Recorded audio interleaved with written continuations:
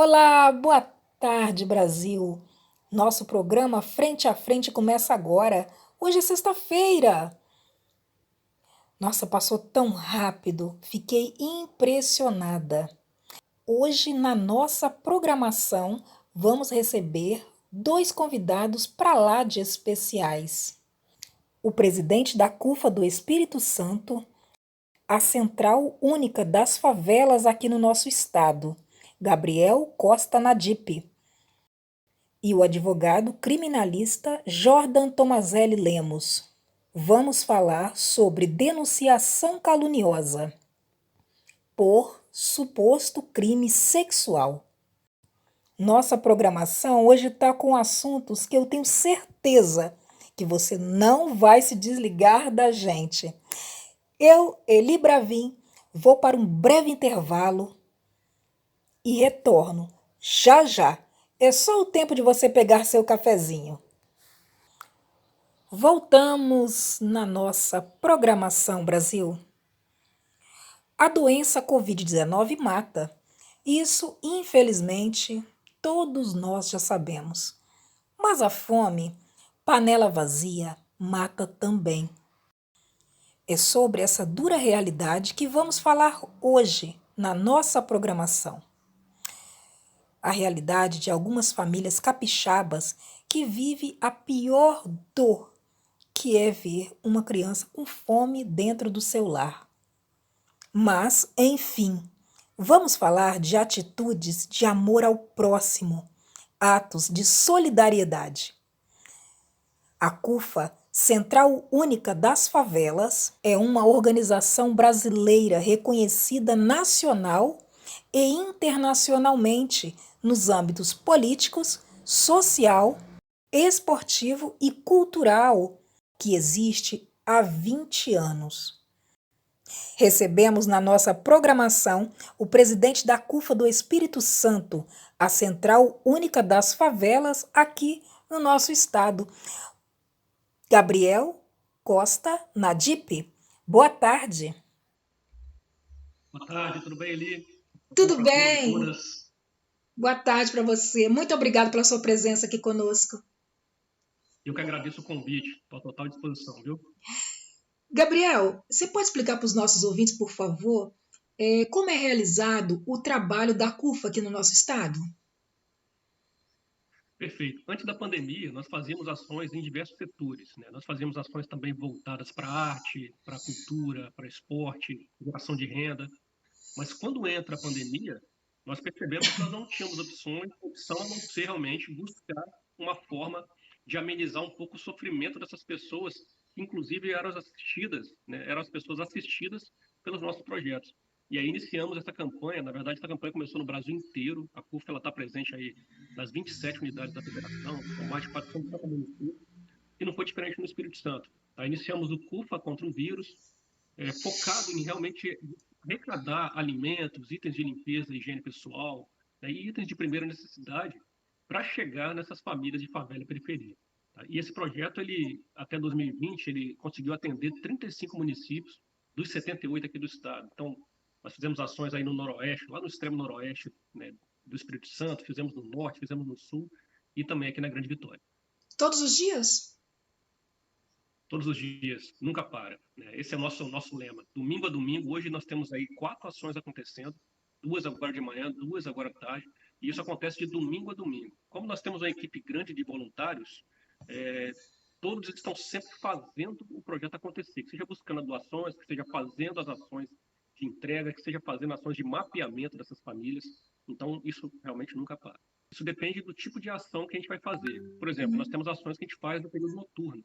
Então, a entrega de marmitas, por exemplo, para moradores em situações de rua. Então, isso acontece no período noturno. Nós temos ações, às vezes, que acontecem também de cesta de café. Isso acontece no período da manhã.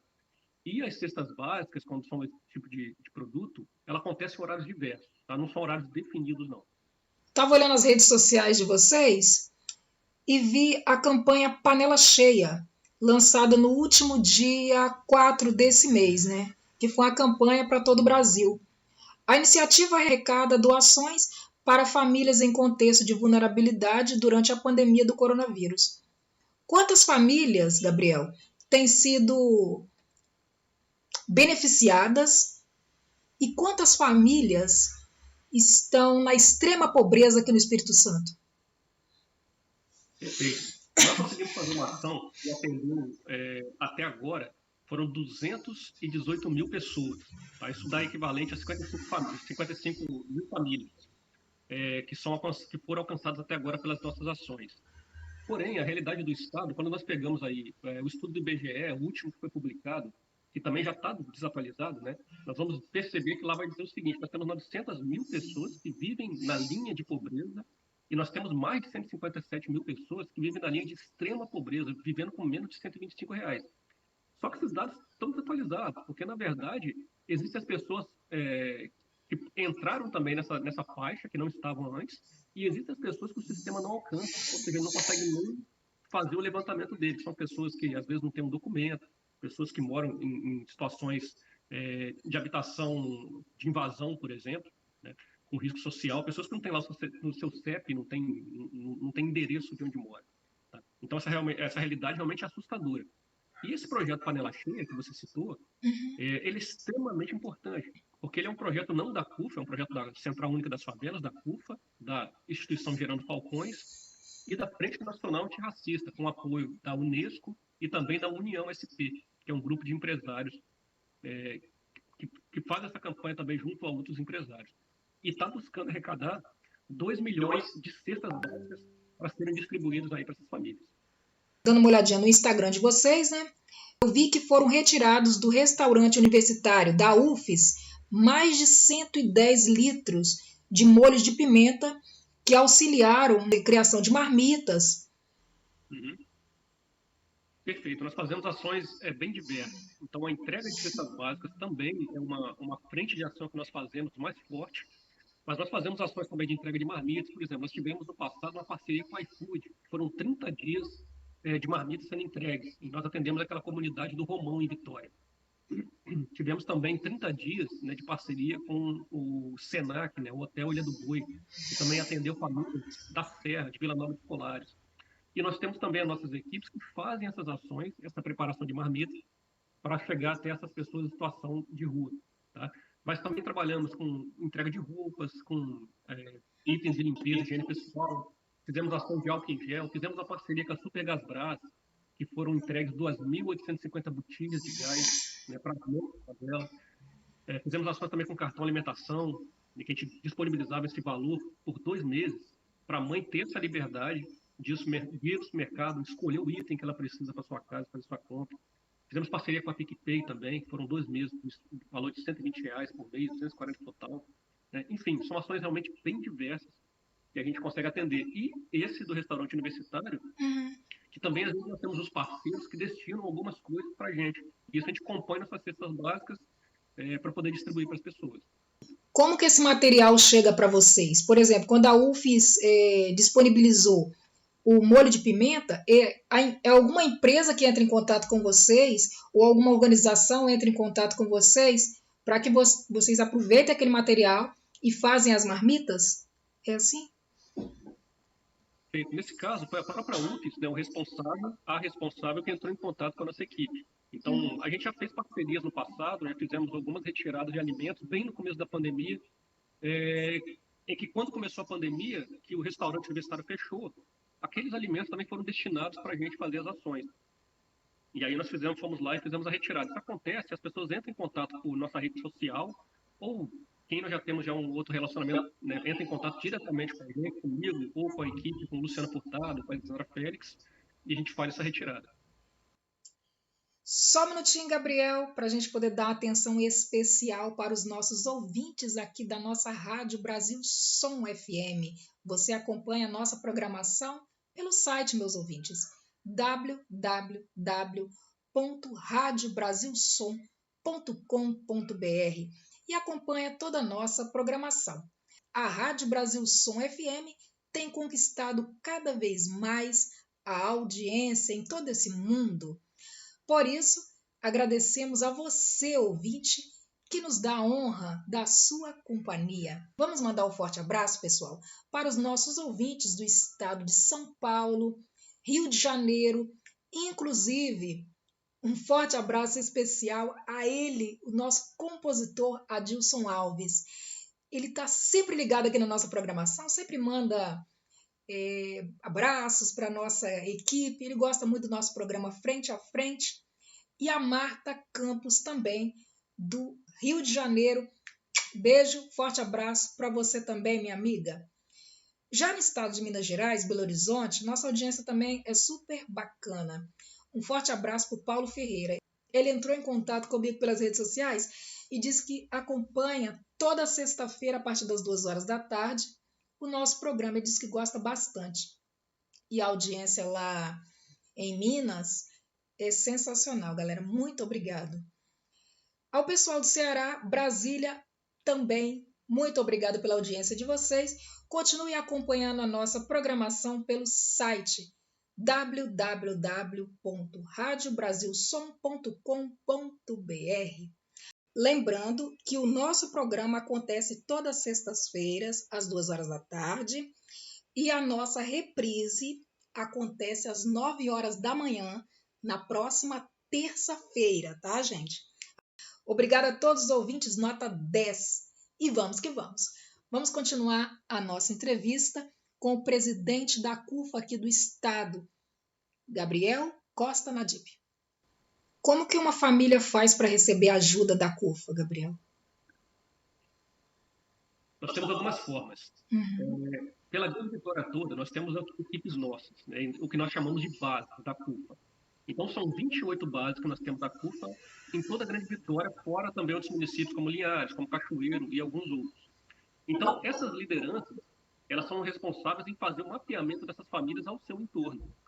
Por quê? Porque por elas serem, ela, a liderança e a sua equipe morar nesse território, ela conhece realmente a realidade desses espaços. Então, as pessoas dentro desses entornos podem ter contato diretamente com a liderança. Outro caminho é através das nossas redes sociais, o Instagram, o Facebook, o Twitter que nós temos. É só procurar lá cufa.es e enviar mensagem que a equipe recebe essas informações e faz um pré-cadastro. O pré-cadastro não é certeza que a família vai ser atendida, porque a gente depende também de doações, depende também se nós vamos fazer ação naquela região, mas nós buscamos sempre atender a todos, tá? Dentro da medida do possível. Então, pode entrar em contato com nossas redes sociais. Você tem o número de quantas famílias estão sendo beneficiadas hoje com a ação da CUFA? Perfeito. Até agora, em 2020, nós fechamos com atendimento de 55 mil famílias. Tá? E agora, em 2021, até o final de abril, foram um total de 15 mil famílias já atendidas. 15 mil famílias em extrema pobreza mesmo? Extrema pobreza. São realidades assustadoras, tá? E como a gente atende o estado inteiro, a gente pode dizer que favela é favela em todo lugar. Isso não é diferente aqui da Grande Vitória, não é diferente em Colatina, não é diferente lá em Montanha que a gente atende, Água Boa do Norte. Tá? Realmente são situações de pessoas que a gente encontra que ela não tinha um grão de arroz no armário e não sabia o que ia fazer naquele dia.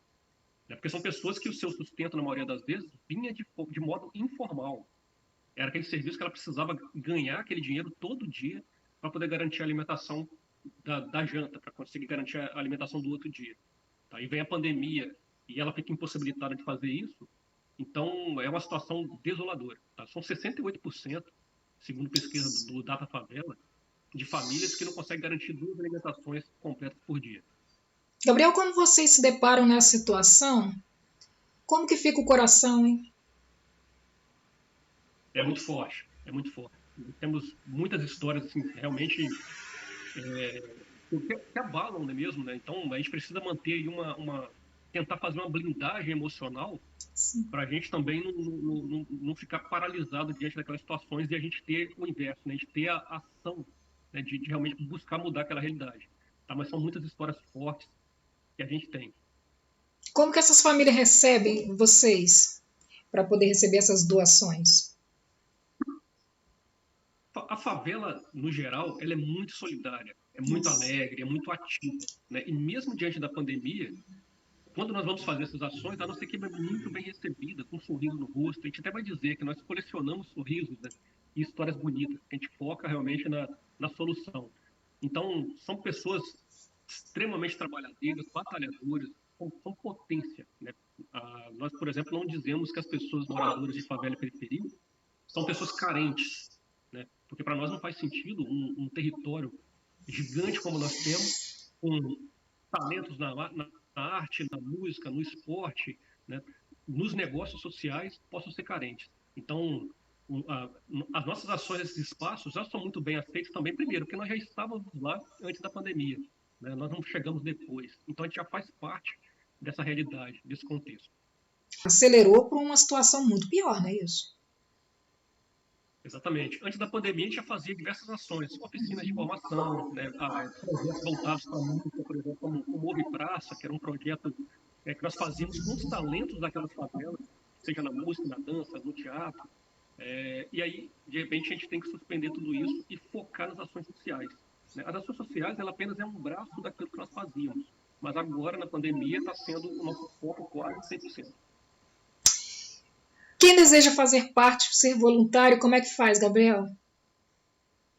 Maravilha. As pessoas que têm esse interesse vão ser sempre assim, muito bem-vindas. Pode entrar em contato também com nossas redes sociais, né? Que lá vai ter o telefone, o meu telefone, o telefone da Lisandra, do Luciano Furtado, que são as pessoas que vão direcionar de acordo com a habilidade dessa pessoa. Às vezes ela tem uma expertise que pode nos ajudar em determinadas áreas. Então, ela vai entrando em contato com nossas redes, a gente vai conversar com ela para entender isso e também a região que ela morar. Porque dependendo do município que ela está, nós conseguimos direcionar também para as equipes que já estão fazendo ações ali. Tá? Então, pode entrar em contato com a gente, vai ser um prazer.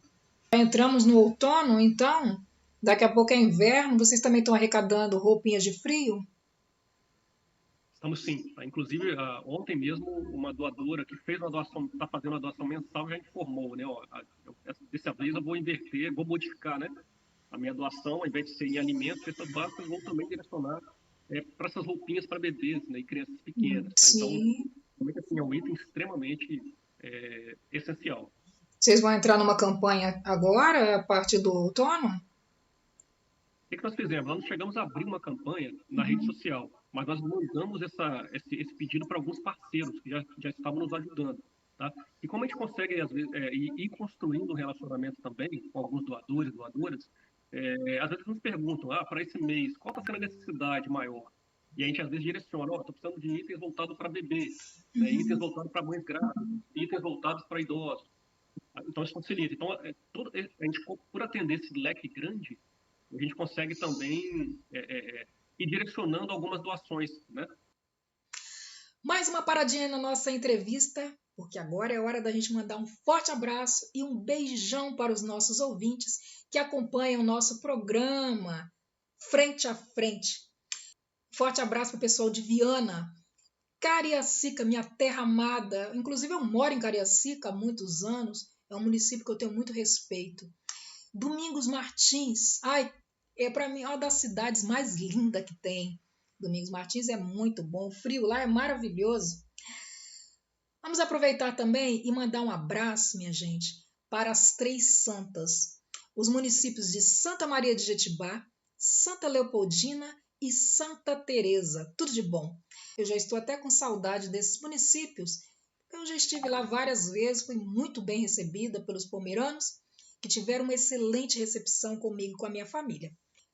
Continue aí na nossa entrevista com o presidente da CUFA do Espírito Santo, Gabriel Costa Nadip. Bom, como eu já disse no início do programa, né, a Covid-19 mata, mas a fome, a dor da fome é a pior dor que existe na face da Terra. Parabéns pelo seu trabalho. Eu agradeço muito a sua presença aqui no nosso programa Frente a Frente. Volte quantas vezes quiser. Muito obrigado. Obrigado, tudo de bom. Obrigada. Mais uma parada, meus amigos, para poder mandar um forte abraço para os nossos ouvintes ligados na gente aqui no nosso programa Frente a Frente, os nossos ouvintes dos Estados Unidos, México, China, Argentina, da Índia, Canadá, pessoal da Rússia, muito obrigado, um forte abraço para todos vocês. Continue acompanhando o nosso programa através do site www.radiobrasilsom.com.br. Muito obrigada pela audiência de vocês, vocês são nota 10. O nosso programa Nós fazemos com muito amor, com muito carinho, muito respeito aos nossos entrevistados e muito respeito a você, ouvinte que está aí do outro lado, acompanhando a nossa programação. Hoje nosso programa falando de amor ao próximo, solidariedade. Muitas famílias estão passando necessidade, vivendo da extrema pobreza, vivendo com fome, famílias vivendo com fome. Imagine, pessoal, dentro do seu lar, não ter o que comer. Essa pandemia é avassaladora, porque o Covid-19 é uma doença que mata, mas a fome, ela mata também. E a dor da fome, creio eu, que é a pior dor do mundo. A dor da fome é triste, é dolorosa. E o pessoal da CUFA, aqui do Espírito Santo, parabéns para todos vocês. Parabéns pelo trabalho que vocês vêm fazendo aqui no nosso estado. Continue conosco aqui na nossa programação. Anotou aí o site? Ainda não? Vou repetir, hein? www.radiobrasilsom.com.br. Acompanhe a nossa programação. Você, ouvinte, nota 10. Beijo para todos vocês. Você que está aí do outro lado, ligado na nossa programação, ligadinho aqui no nosso programa Frente a Frente. Você conhece alguém que já denunciou outra pessoa por suposto crime sexual? A condenação de uma pessoa inocente. Você já imaginou uma pessoa ser condenada por um crime que não cometeu? Denunciação caluniosa, originando inquérito ou ação penal contra o ex-companheiro. Recebemos o advogado criminalista Jordan Tomazelli Lemos. Boa tarde. Boa tarde, tudo certo? Tudo, graças a Deus. E o senhor? Muito bem, uma honra estar aqui com vocês, tirar as dúvidas aí dos espectadores em geral. É verdade, que é um assunto muito delicado de se falar. Na verdade, doutor Jordan, vamos iniciar assim, o que é a denunciação caluniosa por estupro de vulnerável? Tá, uma pergunta, 2 crimes. Então, começar com a denunciação caluniosa. Denunciação caluniosa nada mais é do que dar origem a uma investigação criminal, a uma ação penal ou outro procedimento administrativo, ok? Imputando falsamente um crime a uma outra pessoa. Lógico, sabendo que essa outra pessoa é inocente. Então, se você, sabendo que essa outra pessoa é inocente, inicia, justifica e noticia um suposto fato que não ocorreu junto à delegacia de polícia, e aí é instaurado um inquérito contra essa suposta pessoa que é inocente, aí você está incorrendo em denunciação caluniosa. Estupro de vulnerável é o cometimento de ato libidinoso, seja conjunção carnal ou não, ok? Não demanda apenas o estupro envolvendo conjunção carnal, qualquer outro ato libidinoso já configura estupro. Então, é esse ato praticado contra menor de 14 anos. Aí está configurado estupro de vulnerável. Então, denunciação caluniosa imputando um estupro de vulnerável a uma outra pessoa significa que um agente, sabendo que outra pessoa é inocente, diz que essa outra pessoa praticou ato libidinoso contra um menor de 14 anos. Sim. Então, é iniciada uma ação penal, um inquérito policial ou outra investigação contra essa pessoa inocente, ok?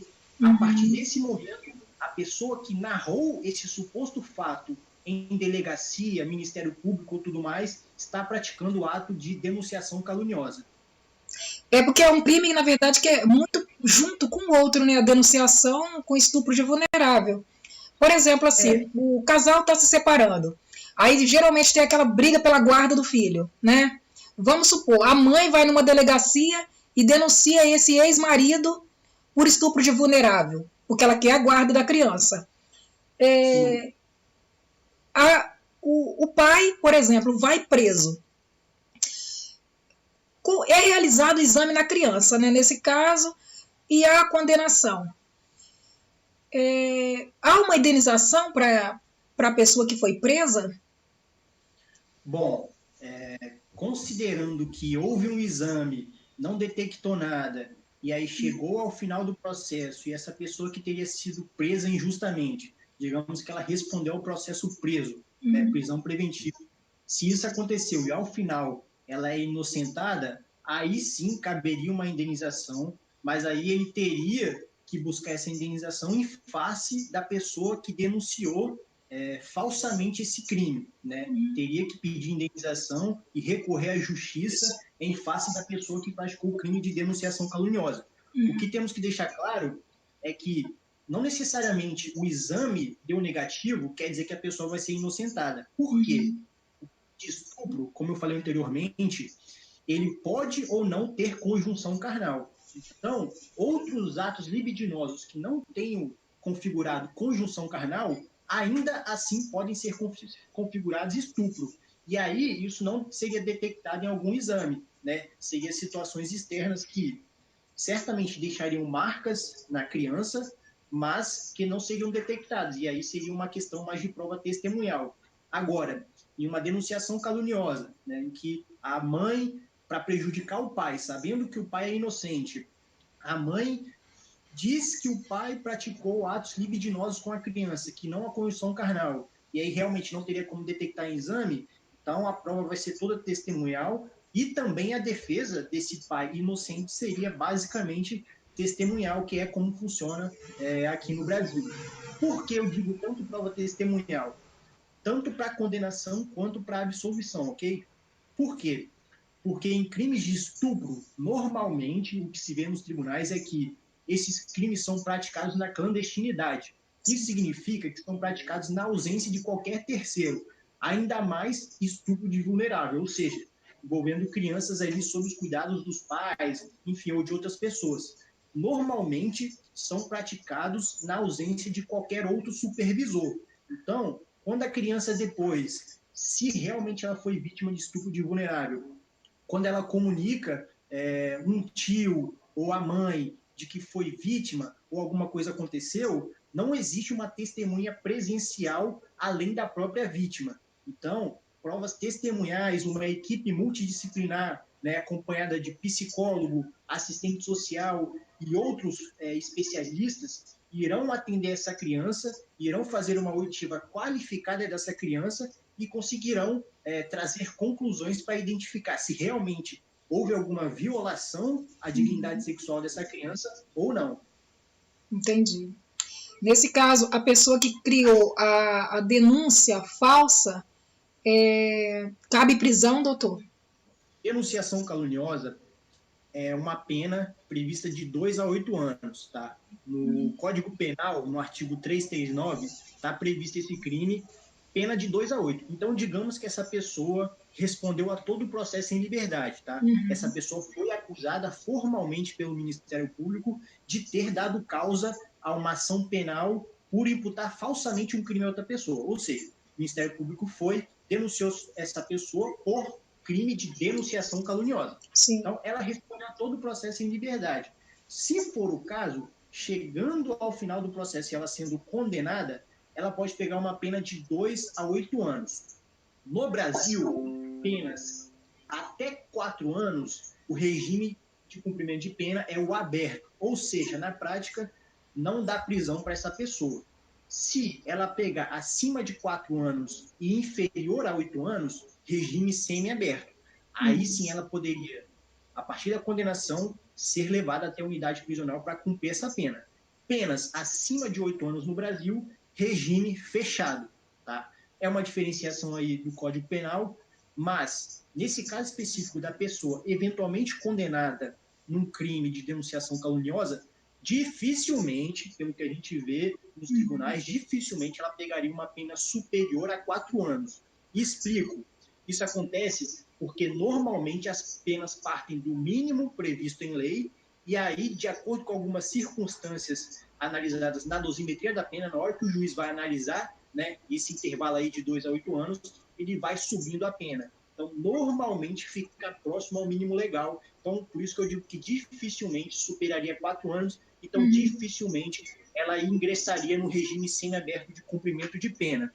A não ser que as circunstâncias sejam tão específicas e tão prejudiciais a essa pessoa condenada, é que a pena dela ficaria superior a esses 4 anos. Aí sim ela poderia ser presa. Isso ao final do processo. Sim. Logo, tem uma outra situação que seria a prisão em flagrante, né? Outra situação que não a condenação, ela conseguiria ser presa? Sim, prisão em flagrante. Quando isso ocorreria? Situações muito difíceis, mas possíveis de acontecer. Essa pessoa é flagrada na delegacia, imputando falsamente um crime a outrem, né? E logo depois que instala um procedimento para investigar esse suposto inocente, logo após, ela ainda na delegacia descobrem, né, por meio de vídeo, ela afirmando que gostaria de prejudicar o pai, que sabe que o pai é inocente, etc. Aí sim seria possível uma prisão em flagrante e aí ela seria presa naquele ato. Mas, adianto, dificilmente essa pessoa ficaria presa ao longo de todo o processo. Por quê? Porque a prisão preventiva no processo penal brasileiro é a exceção. A regra é a presunção de inocência e que essa pessoa responda ao processo em liberdade, salvo se ela colocar em risco algum bem da sociedade ou a vítima, enfim, algo que o Poder Judiciário entenda que ela coloque em risco. Mas a regra é que essa pessoa responda ao processo de liberdade e, caso condenada, pegue um regime aberto, né? Normalmente é o que ocorreria, e nesse regime aberto, inclusive, poderia haver uma substituição dessa pena por prestação de serviço à comunidade, esse tipo de coisa, né? Então, cadeia, efetivamente, no Brasil, para crimes um pouco mais graves. Apesar de ter divergência aí se realmente esse crime de denunciação caluniosa, imputando falsamente um crime de estupro de vulnerável ao gênero da criança, tem realmente uma discussão se isso aí deva ser acrescida a pena para realmente dar uma prisão ao final. A pessoa perde a guarda da criança?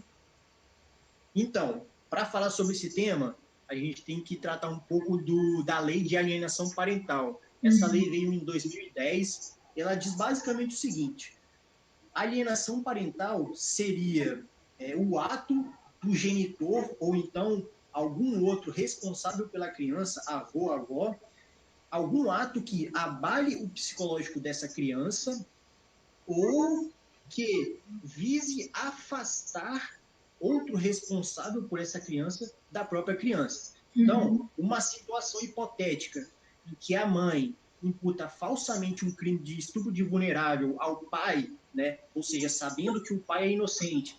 Então, essa mãe objetiva o afastamento do pai da filha, isso aí seria uma alienação parental. Tá?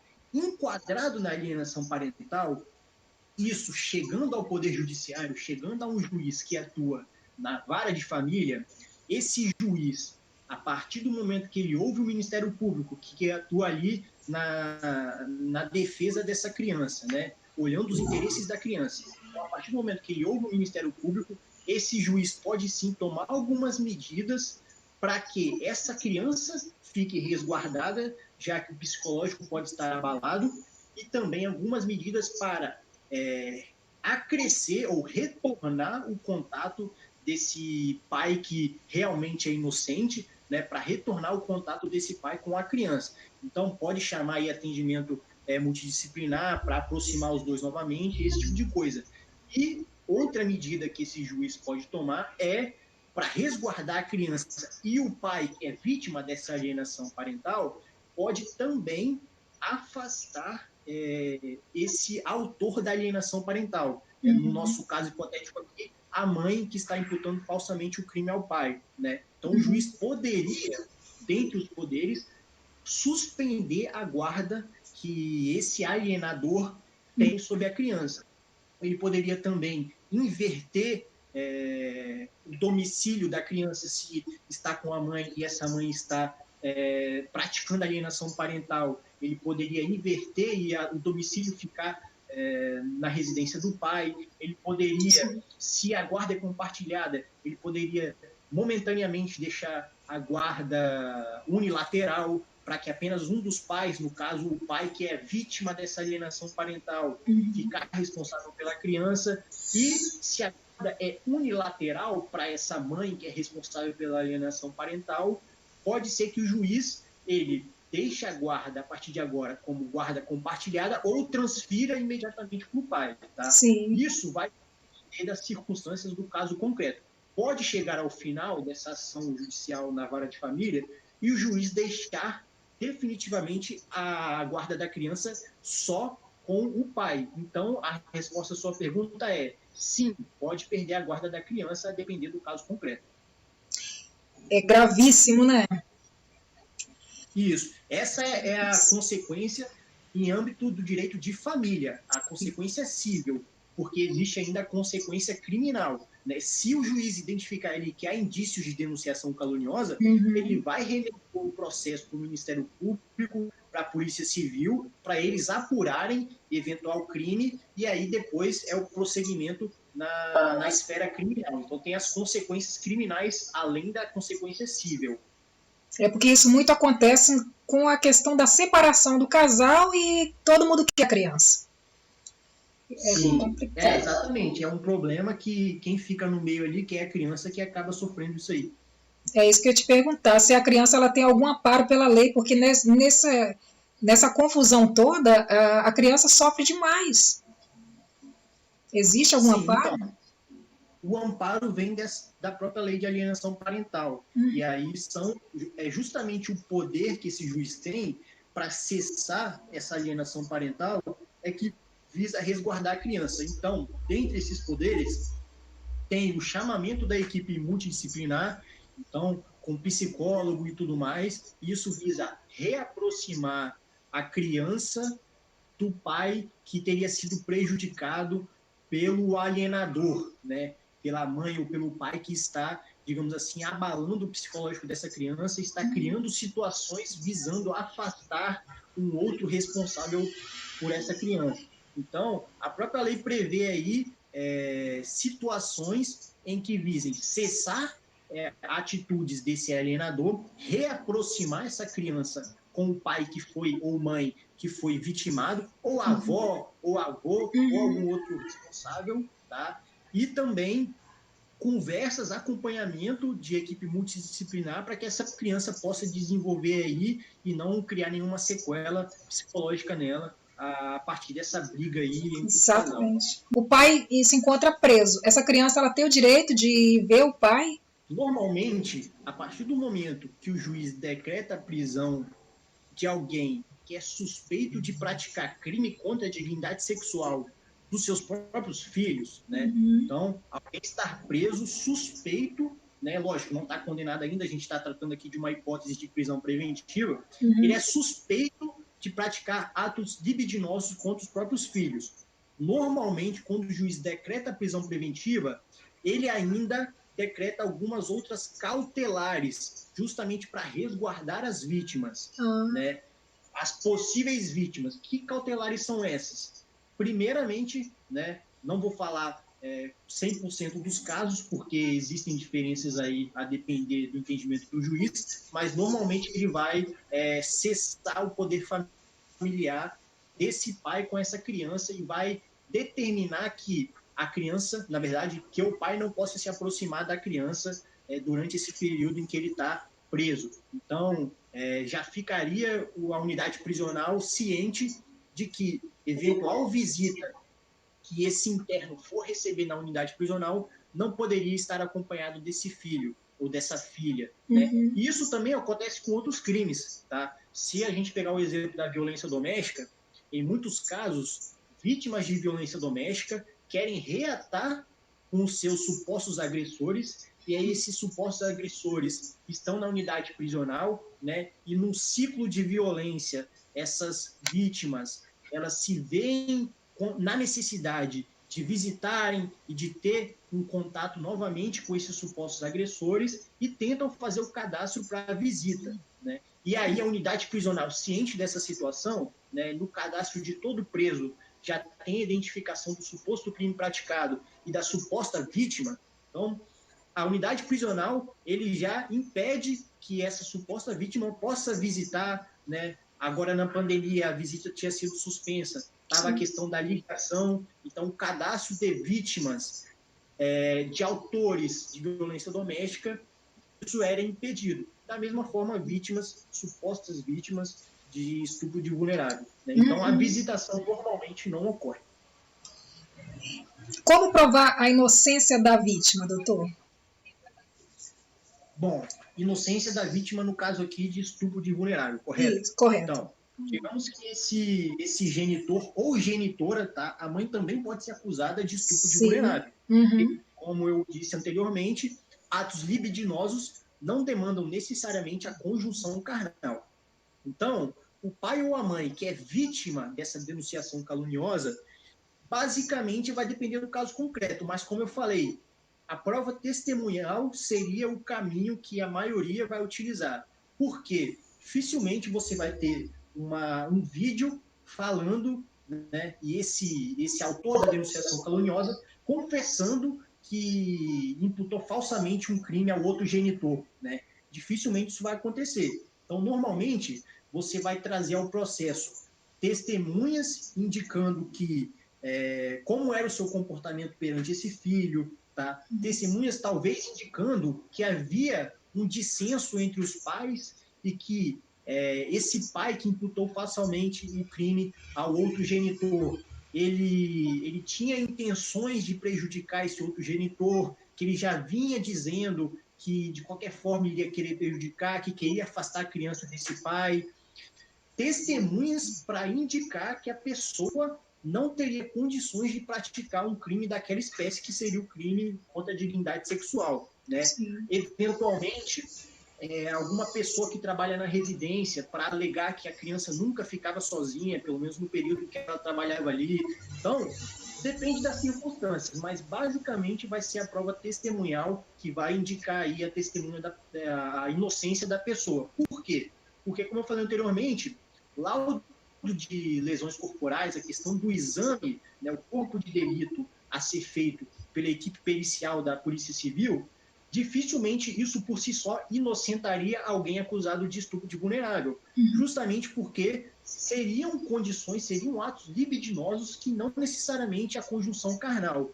Então, essa situação por si só, olha, não indicou nada no exame, a pessoa é inocente com certeza, isso aí, infelizmente, para aqueles que realmente são inocentes, isso não acontece. Então, a prova testemunhal seria algo a ser valorada, né? Até porque, como eu falei anteriormente, ocorre na clandestinidade. Então, para a própria condenação, a prova testemunhal é muito valorada, né? O standard probatório, o valor que o juiz dá a essa prova, principalmente a palavra da vítima, é muito alto. Então, nesses casos, a própria equipe multidisciplinar ela vai ser ouvida, se assim forem arroladas durante a instrução probatória, tá?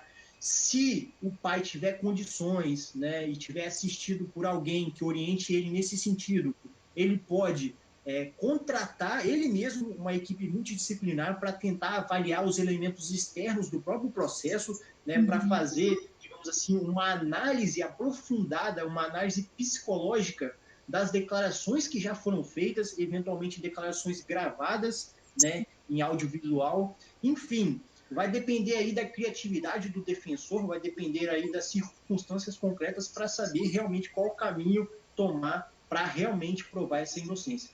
Só um detalhe, no processo penal, é porque a gente fala provar a inocência, mas a gente às vezes se esquece. No processo penal, é o Ministério Público que tem que provar, né, que certa pessoa, que certo réu é o culpado de determinado crime, né? Então, de maneira alguma, é o réu, no caso aqui da nossa hipótese, o inocente, de maneira alguma é ele que tem que provar que é inocente. Não, é o Ministério Público que tem que provar que ele é o culpado. Se não restar provado, a absolvição é a medida que se impõe, né? Se houver dúvida ali, se o fato realmente aconteceu, não há alternativa que não a absolvição desse acusado. Agora, é lógico, no nosso processo, o réu ficar aguardando, pode ser que ocorra alguma injustiça lá na frente. Então, ele buscar junto ao seu defensor, né, junto à equipe ali que vai orientar ele, formas para poder, de certa forma, produzir provas a seu favor, realmente é algo a ser estudado e a ser investido em qualquer defesa. É uma explicação muito bacana, doutor Jordan. Muito obrigado. E a gente está finalizando aqui. Por favor, deixe os seus contatos, por favor. Certo. Meu contato é tomazellicriminal.com.br, é o meu site lá, o pessoal vai encontrar as minhas redes sociais. É Tomazelli com Z e 2 L's, criminal.com.br. Quero agradecer mais uma vez a oportunidade, tirar as dúvidas das pessoas que eventualmente tenham sobre o tema e precisando, estamos à disposição. Muito obrigado. Na verdade, você foi entrevista, não foi a aula. Nosso programa está chegando ao fim. Hora de dar aquele tchau. Mas, se Deus quiser, voltamos na próxima sexta-feira, às 14h. Lembrando, pessoal, que agora o nosso programa tem reprise na próxima terça-feira. Esse programa que você está assistindo hoje será reprisado terça-feira que vem. Anota aí, pega a agenda. 9h. Beijo, minha gente. Amo vocês. Tchau. Fui.